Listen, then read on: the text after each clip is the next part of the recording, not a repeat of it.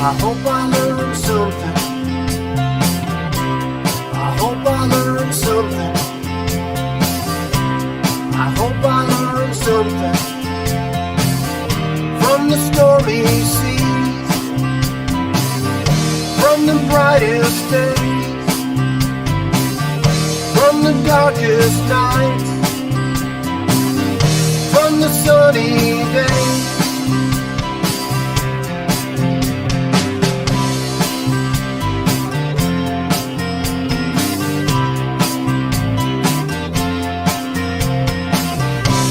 I hope you learned something.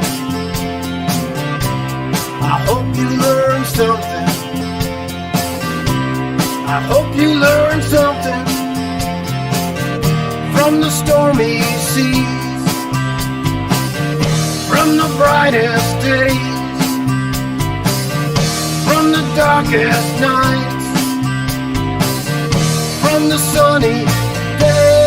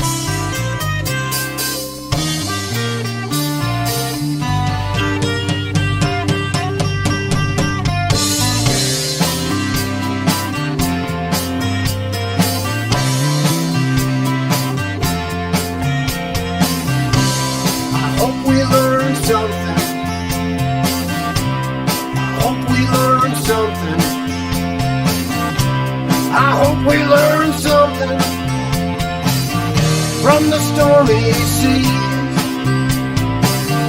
from the brightest days, from the darkest nights, from the sunny days.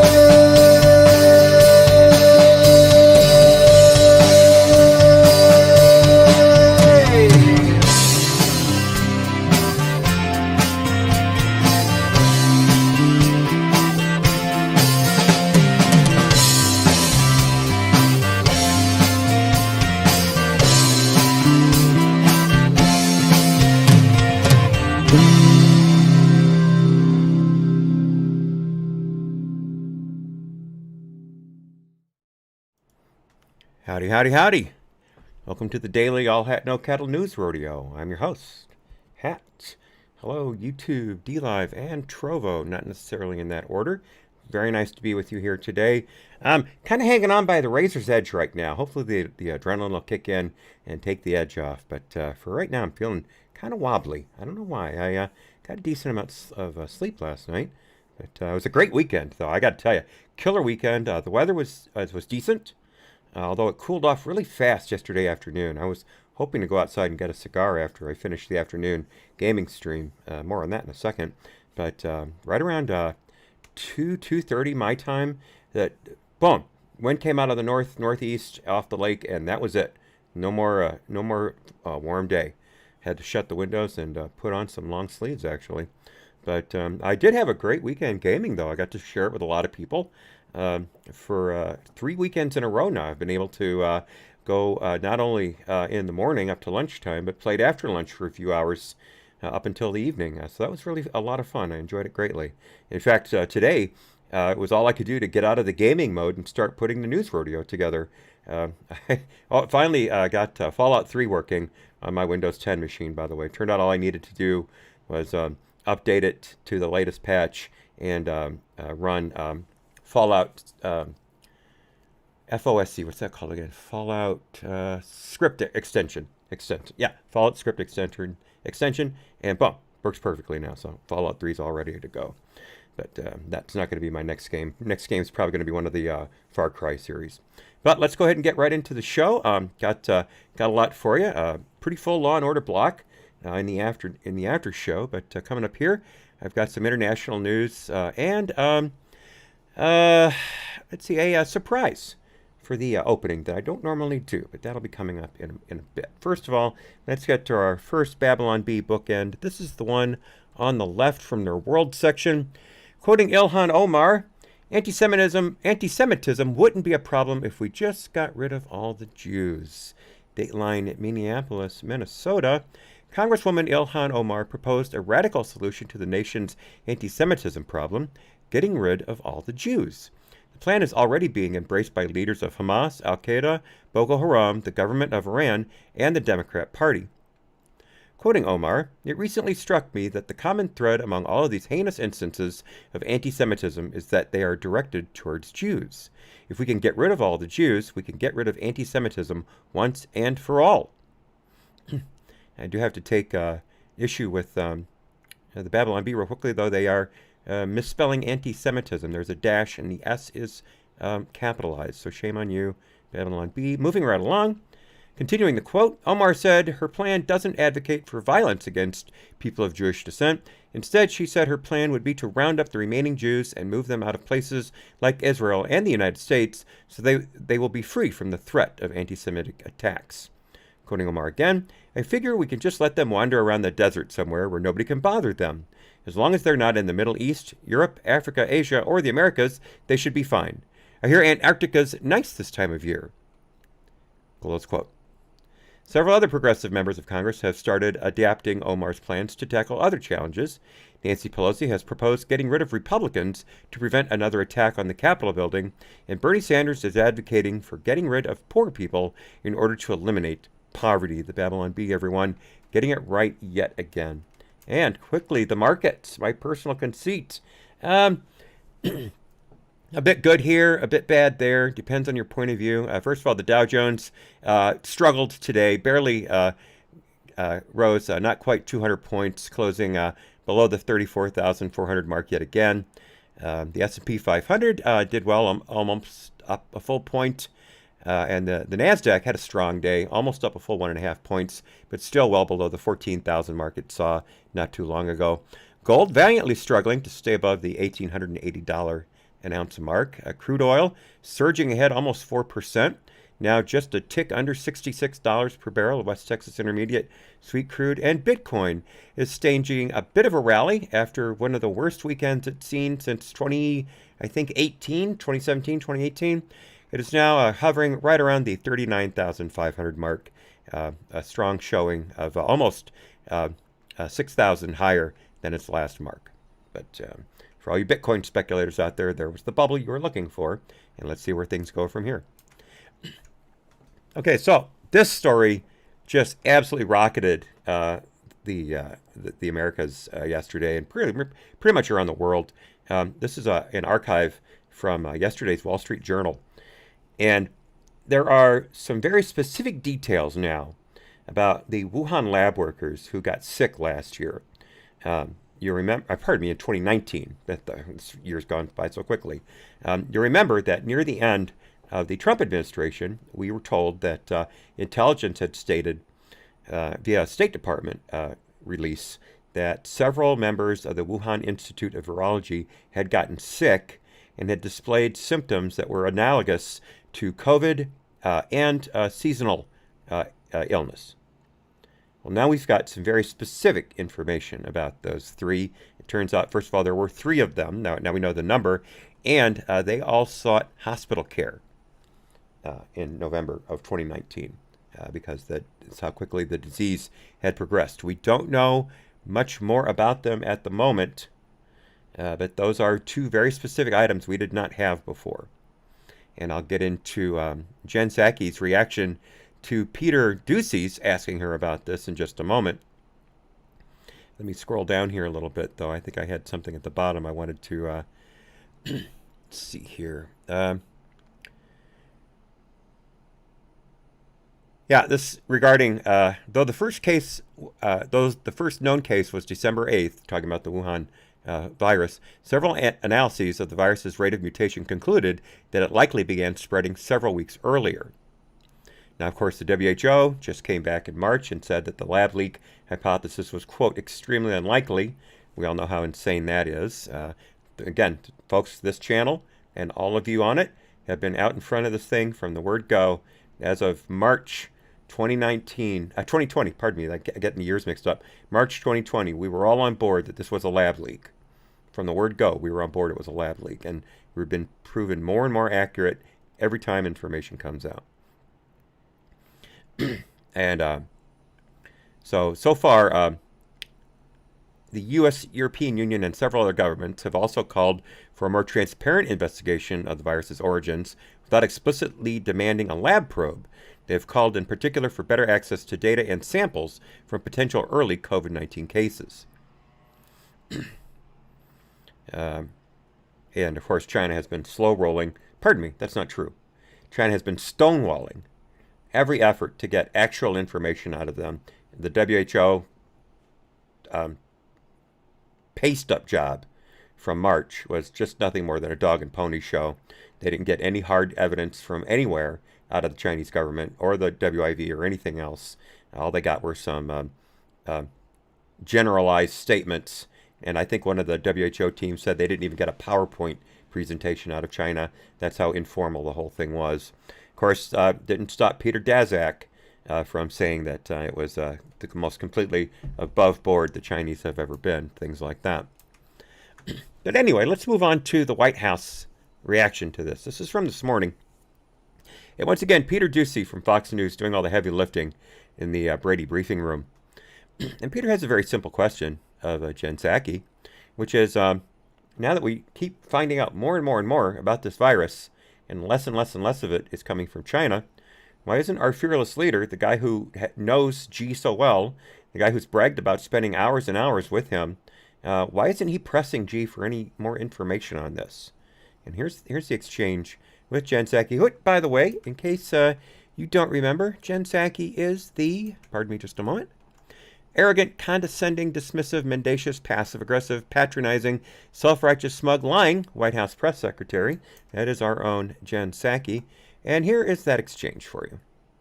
Go ahead. Thank you. On the origins of COVID, there's a new Wall Street Journal story that 3 researchers at the Wuhan Institute of Virology were hospitalized with symptoms consistent with both COVID-19 and common seasonal illness in November of 2019. That's something that is apparently known to U.S. intel officials. So why isn't President Biden pushing for more access, more information to get to the bottom of exactly what happened? We are. And we have repeatedly called for the WHO to support an expert-driven evaluation of the pandemic's origins that is free from interference or politicization. Now, there were phase 1 results that came through. We were not, during that first phase of the investigation, there was not access to data, there was not information provided.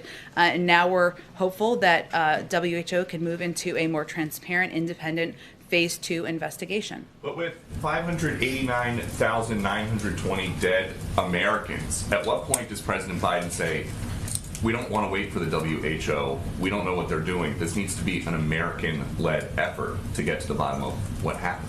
Well, first of all, we need access to the underlying data and information in order to have that investigation. And why not? But he talks all the time about how he's known President Xi for a long time. So why can't he just call and we need ask them him for that information? I think you're misunderstanding how this process actually works. An international investigation led by the World Health Organization is something that we've actually been pressing for several months in coordination with a range of partners around the world. We need that data. We need that information from the Chinese government. What we can't do, and what I would caution anyone doing, is leaping ahead of an actual international process. We don't have enough data and information to drum to a conclusion at this point in time. Yeah, lies, lies, and more lies. Biden said on the campaign trail over and over again that it was Trump's fault we didn't have any information from China about the origin of the virus because Trump never got a CDC team on the ground in China. And Biden said explicitly, I will do that. I would have done that from the very beginning. Biden, I would have gotten a team on the ground immediately. A CDC team, a group of Americans. I would have gotten them in China immediately, and I would have gotten to the bottom of this right away. That is what he said on the campaign trail over and over again. And so here's his little attack dog completely lying about it, as if he never said any of that. As if Biden said on the campaign trail over and over again that we're going to wait for the international effort to bear fruit, that we'll let the WHO take charge because they're the ones who really have the inroads in China. They're the ones who know what's going on, not me. Not me, the guy who sat down with Xi for hours and hours at a time, who spent more time with him than any other world leader. That's a direct quote. But no, it's pure gaslighting yet again from this administration. It's disgusting. It's absolutely disgusting.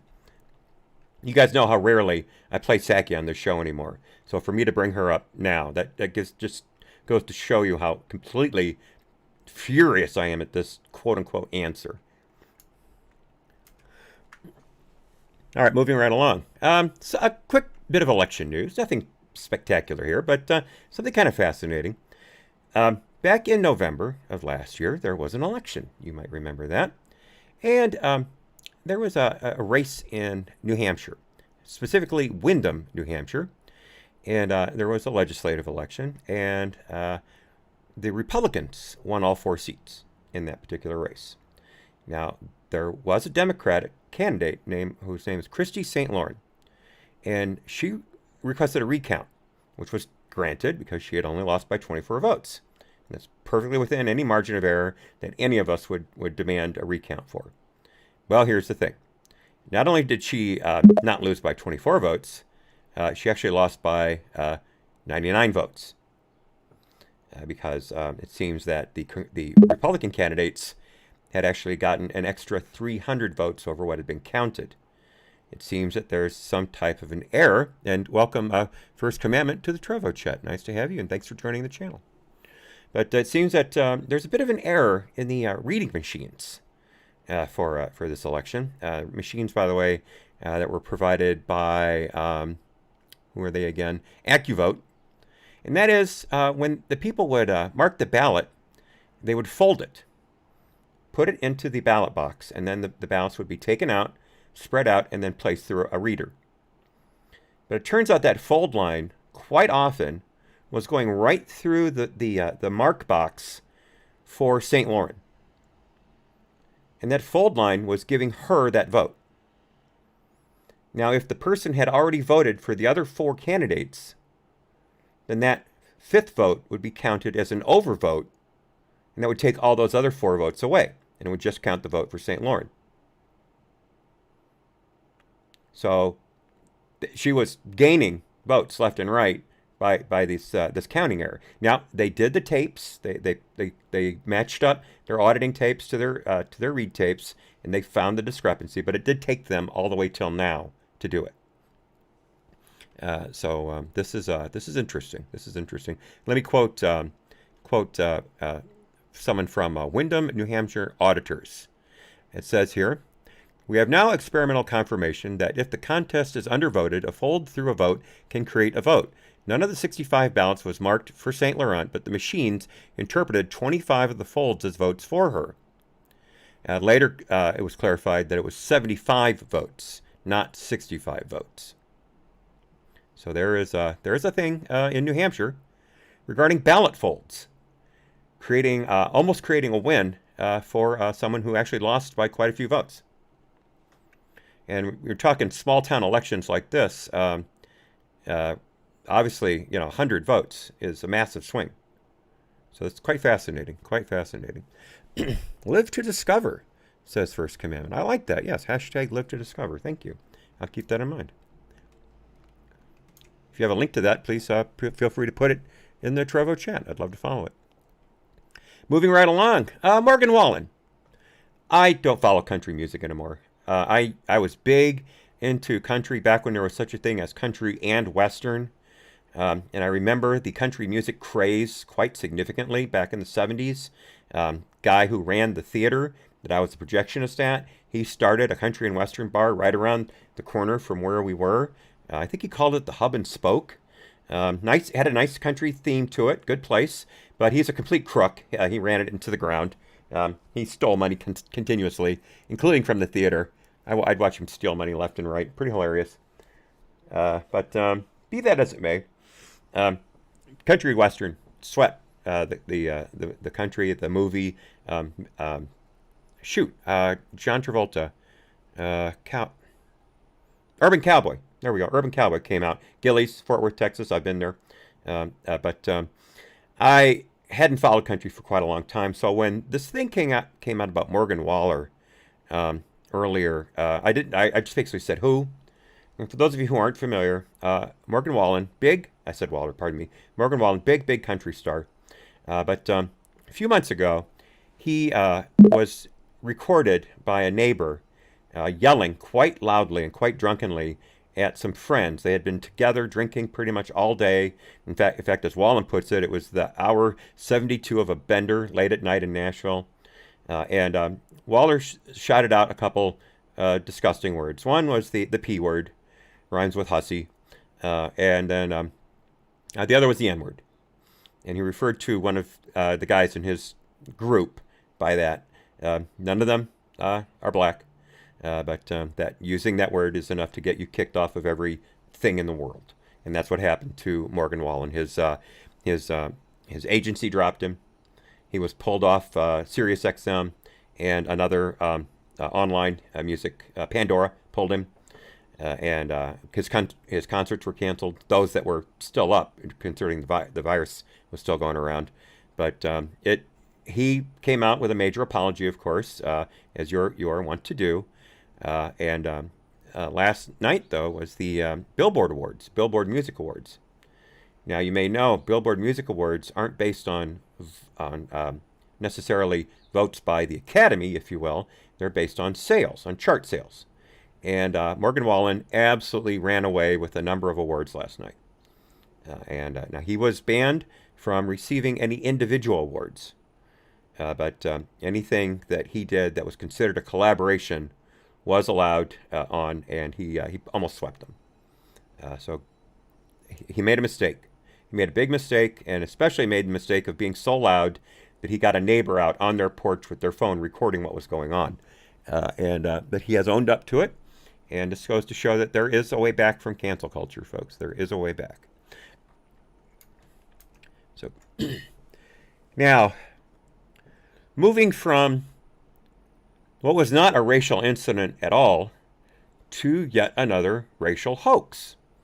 Now, I can't say that I invented this genre. Matt Christensen and Blonde, they pretty much have the corner on the market for racial hoax, race hate hoax. But I try to cover them when I can. And here's a really excellent one.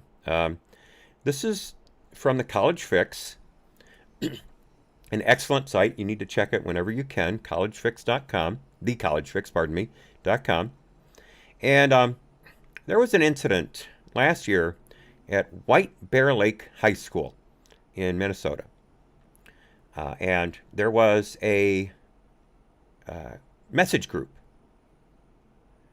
And there was an invitation for the colored kids at the school. Remember, I don't say people of color anymore. It's colored. The colored kids at the school to join in on this message group. And as the thing was going along, there was a big batch of racist messages being sent into the group chat.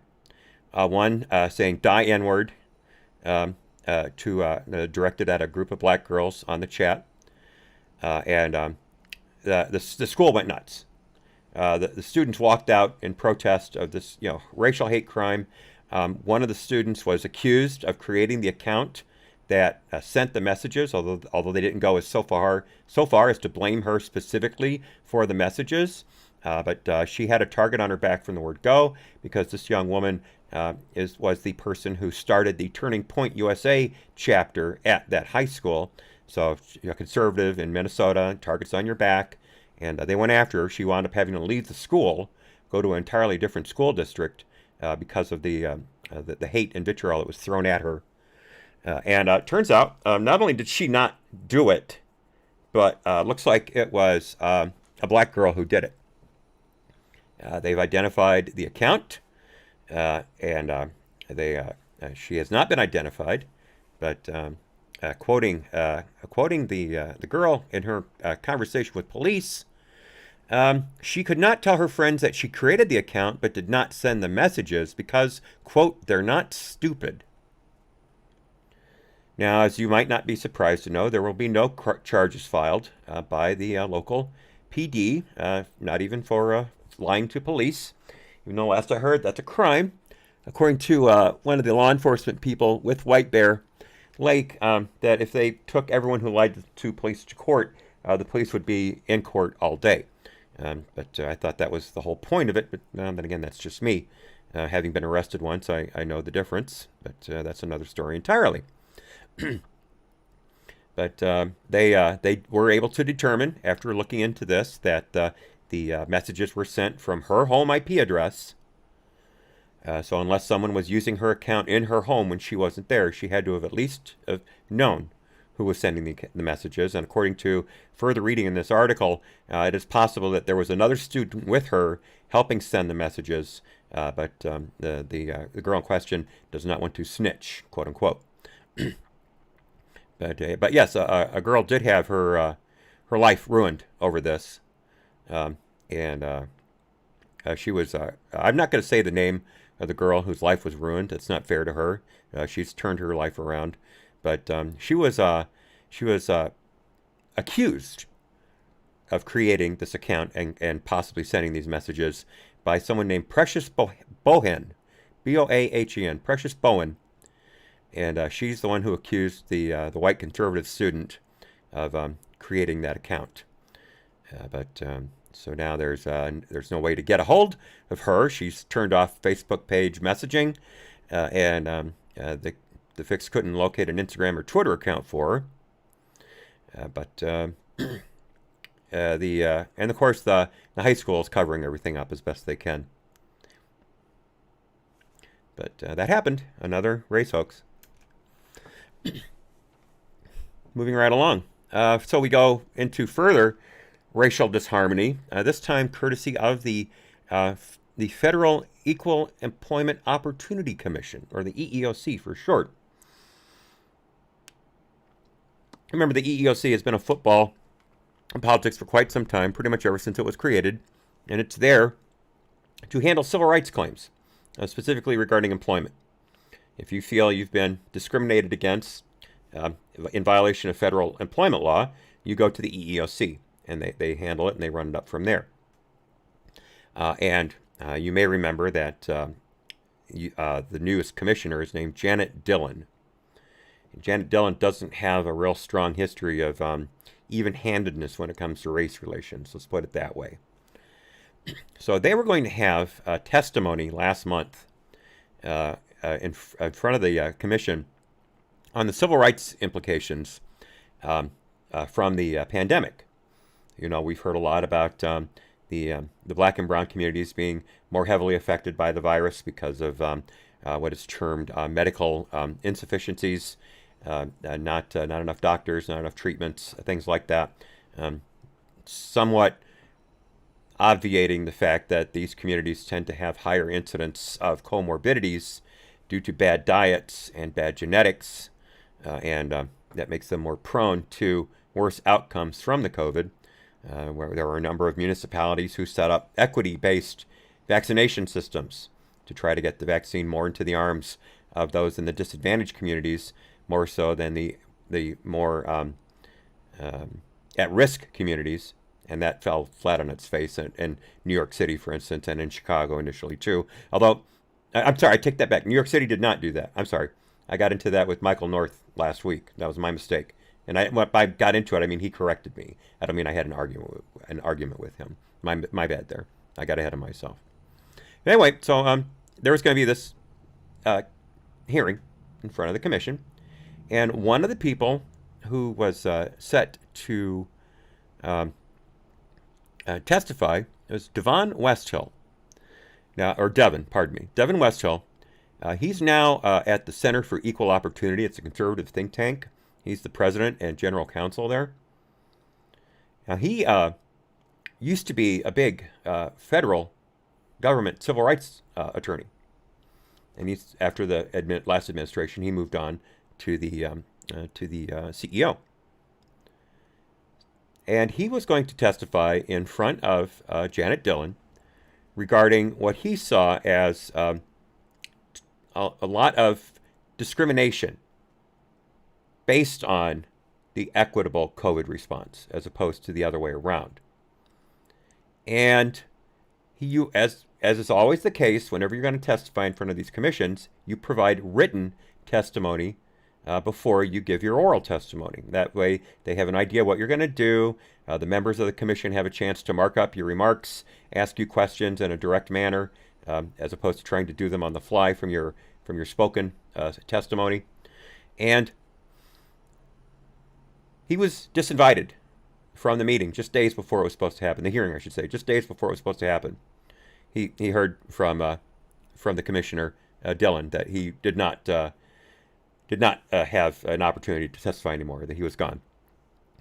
And according to a member of Dillon's staff, Westhill was said that Dillon took issue with his, quote, aggressive tone.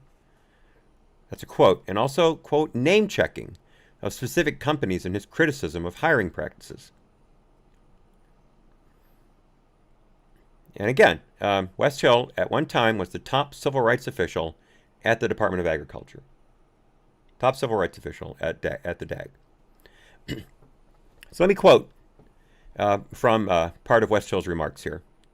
Quote, their choice of poison is race and ethnicity-based solutions to disparities we see that have been, we are told, exacerbated by the COVID-19 pandemic and made more evident by the racial discord we have been recently facing. The ultimate goal with these efforts is to achieve equal outcomes rather than to ensure equal opportunity, the latter being, of course, the remit of this agency. The result has been discrimination against and hostility towards certain identities that are disfavored. Examples abound that the COVID-19 pandemic is being used as an excuse to discriminate on the basis of race, ethnicity, and sex. Which, if you look at it empirically, is true. It's completely true.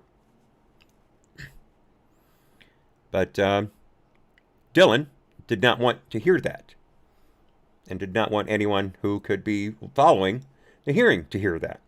So she shut him down. That's disgusting.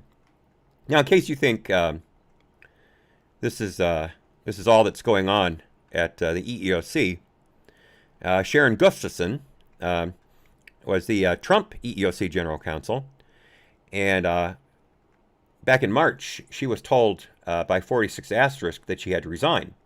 She's a civil servant. She doesn't have to resign if she doesn't want to.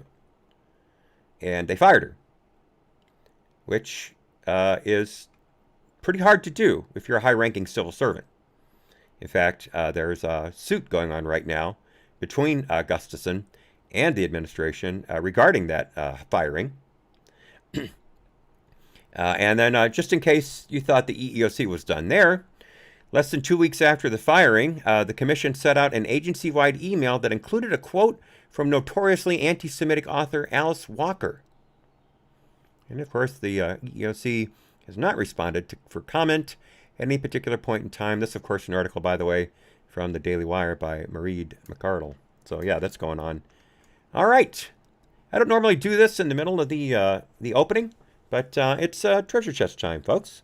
Hey, Scully, you're the only one in the D-Live chat, so you may be the big winner today. Let me go ahead and get this going. First, of course, put it into the chat. For those of you who aren't familiar, treasure chest time is the moment when I open up the D-Live treasure chest and distribute the micro currency, which are known as lemons, to those in the D-Live chat. And so I'm about to lay it on it, and it's a big, big box too. One of the largest I've had in quite a while. And we are off. All right. Counting down. 25 seconds. We'll be right with the rest of you. Just a few more seconds here. 20 seconds.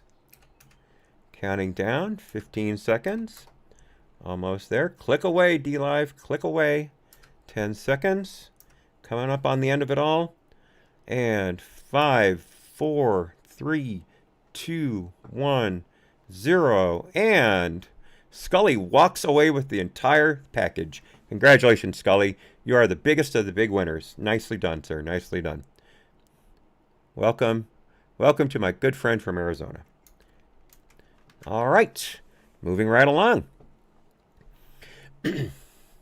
Yes, ding, ding, ding. Winner, winner, winner. Chicken dinner. So, as we all know, elections are coming up. A number of people have already put in their names for primary runs in districts all across the country. You're welcome. You're welcome, big, sir. You're welcome, big. And one of the points of contention in this current legislative session has been spending. Now, we all know the federal government has been blowing out spending for quite some time. The Bush administration, W, spent a lot of money on the wars, of course, so that money flew out the door. Certainly there was no shortage of deficit spending by the Obama administration. In fact, you remember Obama literally doubled the debt, the national debt, while he was in office, and took away a lot of breathing room that we had. When Trump took over, he ballooned spending by quite a bit. Part of it was definitely necessary because the military had been so completely denuded by Obama. In fact, Dan Bongino used an excellent word for it today, defenestrated. And that the military had been completely defenestrated by Obama and Biden, and Trump had to build it back up.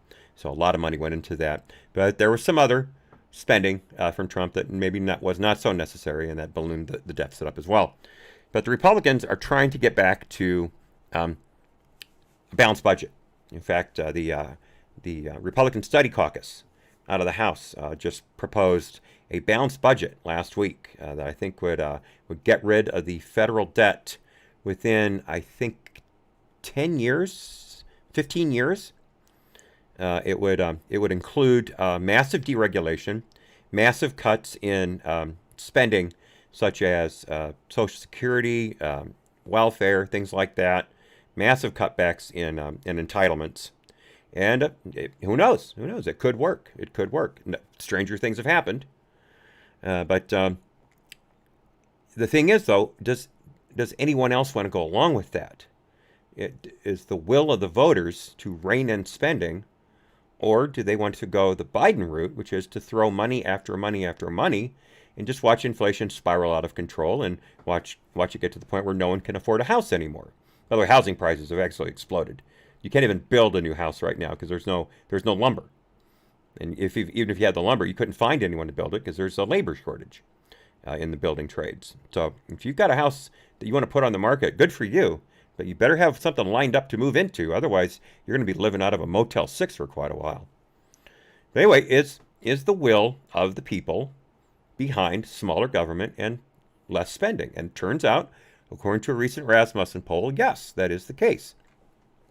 By the way, just keep in mind, Rasmussen normally leans right. They usually, when Trump was getting Rasmussen polling numbers, the Rasmussen pollers were normally a little higher for him than the other polls. And just a matter of fact, not casting dispersions, just saying.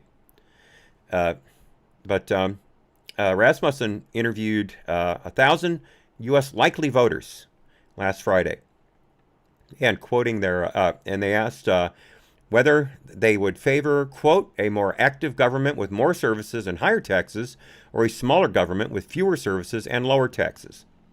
And out of those 1,000, a full 55% said they'd rather have smaller government, fewer services, and lower taxes. And only 37% said they'd want the other way around, bigger, higher spending, higher taxes.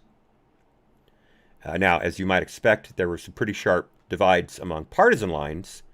78% of Republicans wanted smaller government, and 57% of Democrats wanted larger government. But still, that's only 57% of Democrats wanting higher spending. That's not much of a majority as far as a mandate is concerned. And again, these are the Democrats. We know how incredibly biased Democrat voters are towards Democrat administrations. And this administration's stated goal is to blow out the spending. We know that for a fact. They've said so outright every occasion they get. So it's interesting that they've only got 57% of the Democrats behind them. Now, the one thing I didn't see in this is the breakdown as far as independents. That I didn't have in front of me, which is really where things are driven. Because you're always going to have the partisan divide on the left and on the right, but it's the independents who drive the bus. Those are the votes you need in order to get your mandate through. So we'll have to see. We'll have to see. Let me quote something from the RSC chairman, Jim Banks. We faced a year of unprecedented spending. Since March of last year, we've spent over $7.6 trillion, almost $62,000 per American household, and more than the federal government has spent in the first 200 years of our nation's history. And they're also saying that public debt service could become the third largest federal expense after Medicare and Social Security, because interest rates are projected to triple in the next 10 years. Remember, interest rates right now are basically zero. Now, Fed rates are basically zero. Your purchasing rate is closer to 4.5% over retail right now.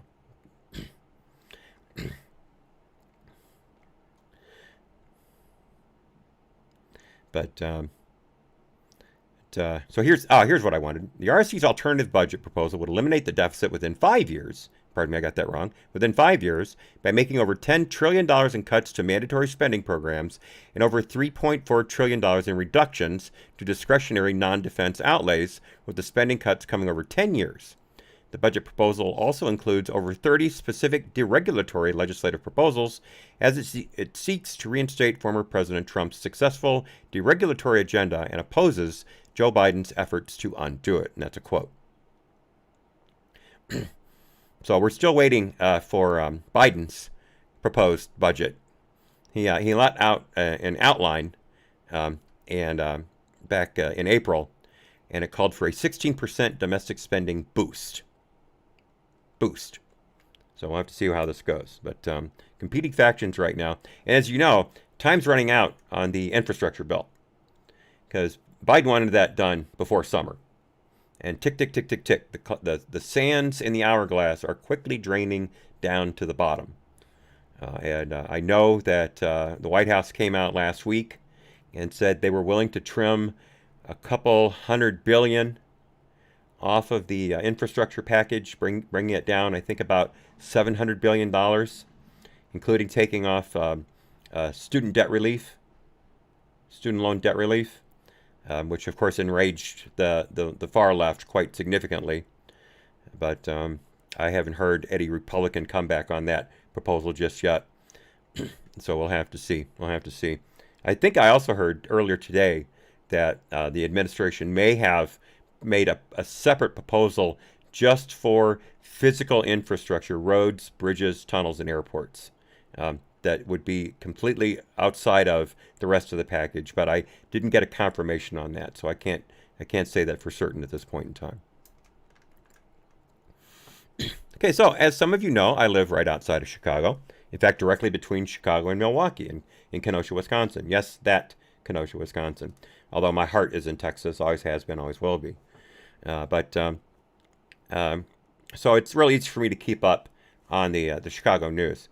And this is no exception.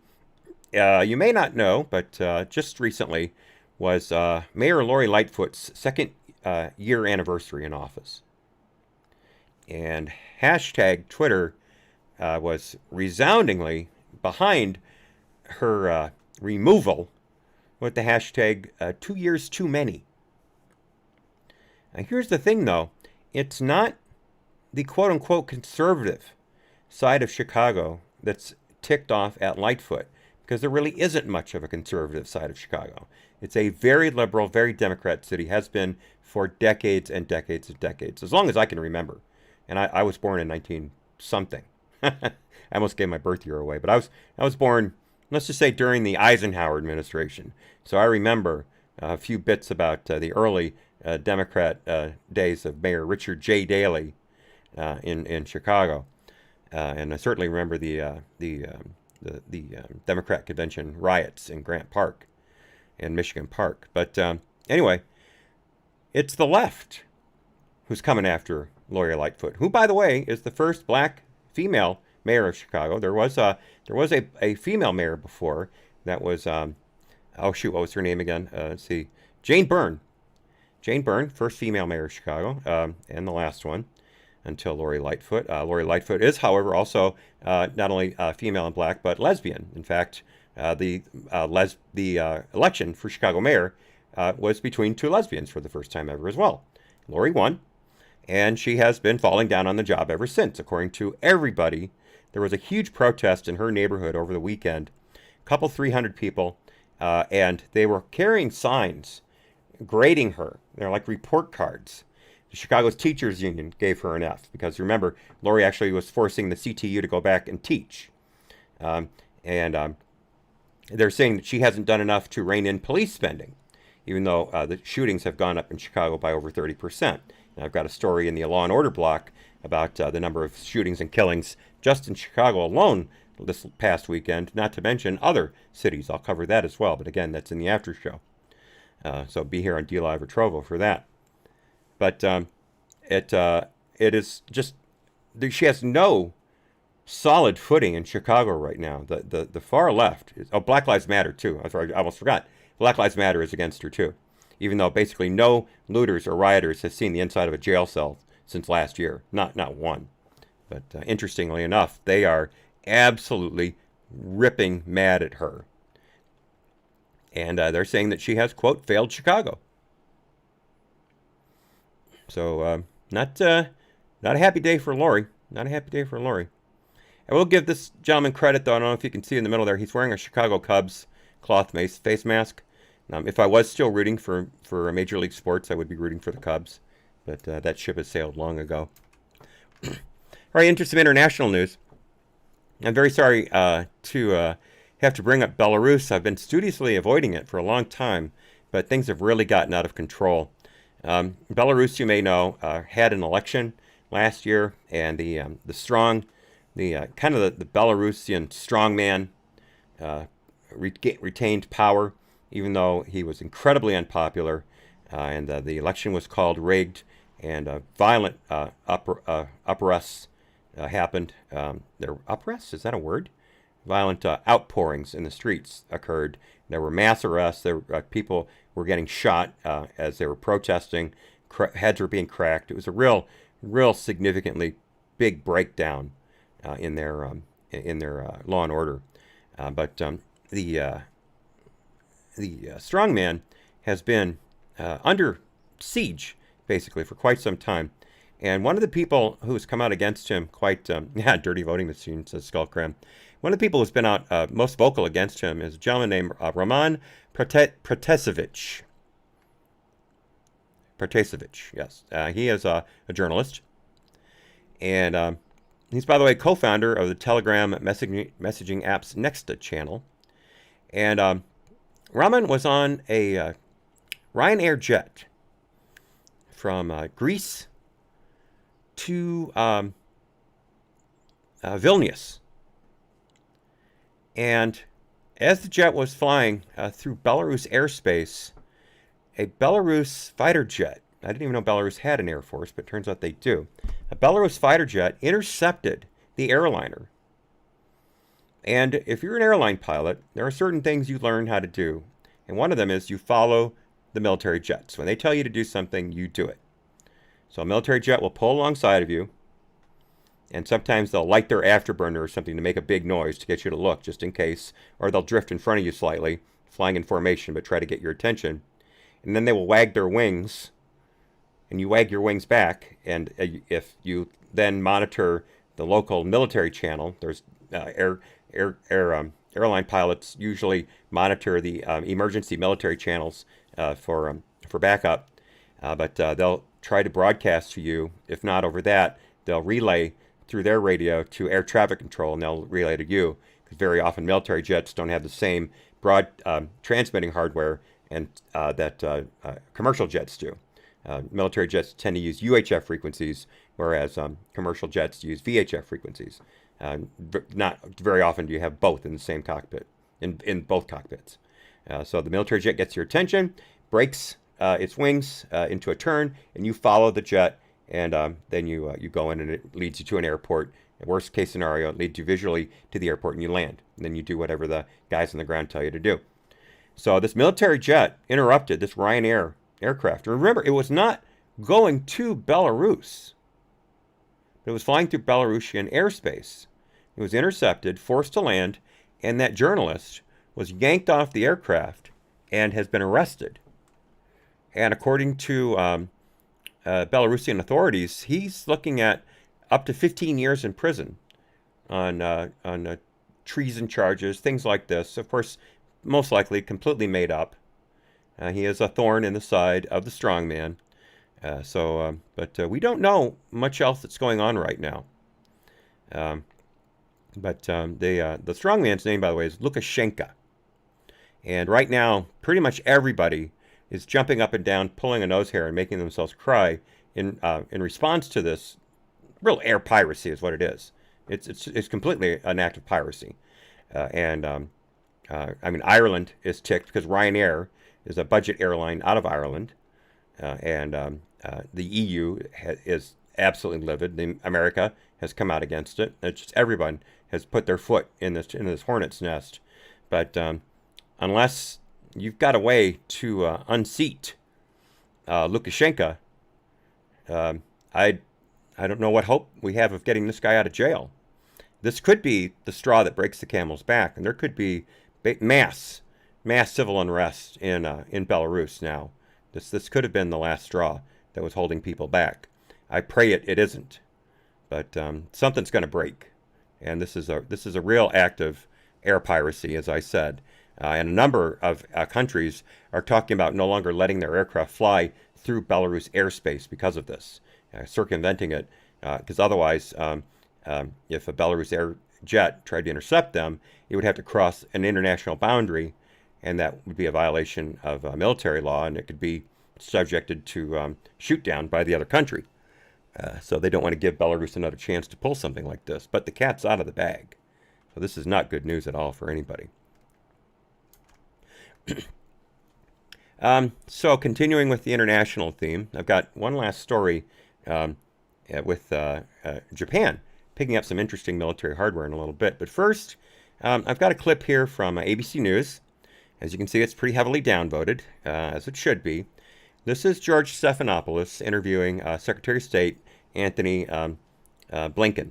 Of course, remember Blinken wanted to be a pop star quite some time ago, but never happened. He did actually cut a CD. It's out there. If you look for it, you can find it. But be that as it may, he now thinks he's the Secretary of State. And as I say thinks because if you saw his performance in front of the Chinese delegation in Alaska back a few months ago, you realize that the guy doesn't have a clue. He's a complete wash rag, and he's going to be nothing but run over by every regime out there that wants to stick our nose in it as best they can. And right now we're talking about Iran. You remember Trump famously took us out of the JCPOA, also known as the Iran deal, or the Iran nuclear deal, put heavy sanctions on Iran, and basically eliminated them from the Middle Eastern hegemony. Took away all of Iran's extra money, so they couldn't fund terrorism anymore. Even the Houthis in Yemen had to cut back because they weren't getting all of the aid from Iran that they had been in the past. And then as soon as this administration took office, Hong Kong, we found out within weeks that they were planning on releasing all kinds of billions of dollars back to Iran through foreign accounts that we were able to control, although they weren't technically in our banks. So that money started getting released, and then we found out just a few weeks ago that the State Department was going to release a couple $100 billion to Hamas and the Palestinian Authority, which they used to buy rockets and build tunnels to attack Israel with and through. And seemed like things were going just great. We had peace in the Middle East, which held, by the way, the Abraham Accords held during that entire back and forth between Hamas and Israel. So that's a good sign. But Blinken and his cronies have been talking about getting us back into the Iran deal.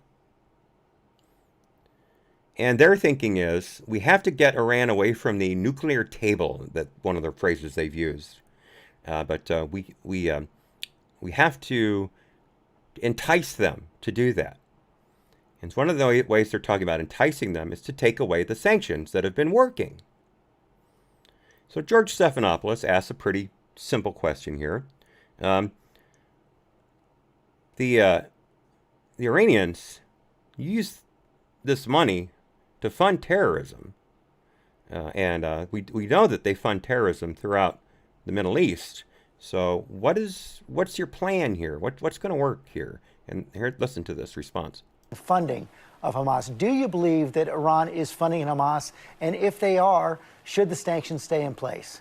You know, George, Iran is engaged in a number of activities, including funding extremist groups, supporting terrorism more broadly, supporting very dangerous proxies that are taking destabilizing actions throughout the Middle East, proliferating weapons. And two things on that. One, an Iran with a nuclear weapon or with the capability to build one in very short order is going to act with even greater impunity in those areas, which just adds to the urgency of trying to put the nuclear problem back in the box that the nuclear agreement put it in. And of course, many of these actions are going forward now while and have gone forward over the last few years under the so-called maximum pressure being exerted by the previous administration, and clearly did not get the result that we all seek, which is to curb all of these activities. But the first thing that we need to do is put the nuclear problem back in the box. That's why we're committed to trying to see if Iran will come back into compliance with the nuclear agreement, the so-called JCPOA. That's what we're engaged in now. And then use that and as a platform to build on and to try to deal with these other issues. So yeah, we'll give them everything they want. Did you hear one stern word towards Iran in that entire missive there? No, it was us supplicating to Iran in order to get them to do what we want. He did not say one thing about taking a hard line against Iran. Instead, he was quite conciliatory, in my view. He did not lay out anything the United States would do against Iran. Didn't make one hard line comment in that entire screed. Instead, it was just, we want Iran to not have nuclear, therefore we have to get them to the table, which means we'll give them whatever they want. This is our State Department. This is our country, bending over backwards for avowed terrorists, the people who start every meeting at their General Assembly with death to America, death to Israel. Death to the great Satan, death to the little Satan. We're the great Satan, Israel's the little Satan. That's how they start their meetings. And when they have enough opportunity, they light a couple flags on fire on the floor of the assembly too, sometimes setting themselves on fire, which is always hilarious, but it does happen. Iran wouldn't be so far along with their nukes if Obama hadn't given them several $100 billion in seized assets, including how many billions in cash, in different currencies, flown in on 2 jumbo jets on pallets in the middle of the night so no one would see it. A direct violation of congressional authority. Direct violation of congressional authority. That's where they got the money to buy all this uranium to rebuild their centrifuge system, which Israel has destroyed twice now. And those centrifuges aren't cheap, and you need a lot of them to spin up the uranium into the higher weights for nuclear bombs. Got to enrich it quite a bit, and you need the centrifuges to do that. And Israel's taken out the centrifuge farms twice, but if we keep giving them money, they'll just be able to do it all over again. We're funding that research. I don't get these people. They look at the past, and instead of seeing it as a roadmap, as a way to get around the obstacles that they ran into the first time, they don't see the obstacles. They just see the path as if it's going in a straight line and it will get them exactly what they want. This is my biggest problem with the Democrats. They never learned from their past mistakes. Republicans tend not to learn in general. We just keep doing the same thing over and over again until Trump showed up, and then suddenly the party was reinvigorated, and we may actually have a chance to turn things around now. We'll have to see. But the Democrats are the same old Democrats. Tax and spend, bend over backwards to everyone else in the world, and lead from behind. If you can name me one foreign policy win this administration has had in the last 100+ days, I'm all ears. Add to that any domestic wins we've had in the same amount of time, I'm all ears, because I've yet to see one. I have yet to see one. All they're intent on doing is overturning everything that Trump did, no matter how effective it was, no matter how much good it did for the country. They're so intent on unity, all they can do is destroy whatever Trump did. And what they're doing is they're destroying the rest of the world at the same time. My take on it. All right, real quickly, Japan. Japan is kicking it up. They're going to acquire 2 more Aegis-class combat warships. Japan has a very large navy, but it is being outstripped by China by leaps and bounds. And they need to gear up. Japan has traditionally had a military budget of exactly 1% of GDP, almost exclusively since World War II, since they started recreating the Japanese Defense Force, the Homeland Defense Force. And I think the only time they did go over that was in 2010, during the financial crisis across the world after the market bust in 2008, 2009. Otherwise, it's always been 1%. But they're cranking it up now. They're creating a new set of jet fighters, big, heavy jet fighters. They call them the Godzilla killers, to be able to fly longer missions, intercept people further out from the Japanese waters, and they're cranking up the Navy too. And so now they're going to pick up another 2 Aegis-class warships. In case you're not familiar, the Aegis-class is really one of the top-of-the-line radar missile systems in the world. It's a NATO standard. The U.S. came up with it. The Arleigh Burke class, I believe, of cruisers as the Aegis. I could be wrong there. I'm not up on naval ships as much as I am aircraft. But they have multiple launch systems. They have the close-in weapon system known as the Paladin for shooting down cruise missiles. Phalanx is another one. Same thing. And they're very powerful systems, very powerful. And this would give Japan the ability to intercept surface craft from a great distance away, and also intercept air-launched and ground-launched missiles from the vertical launch systems that are housed in these boats. So good news for us. Big contract, big multi-billion-dollar contract, and good news for Japan. I just don't know how long it's going to take for them to take delivery. Quoting Skullcram real quickly in the D-Live chat, says, depends on what you call a win. Dems think a cheat is a win. Yes, unfortunately they do. By the way, real quickly before I sign off from YouTube, let me put up the split screen real quickly.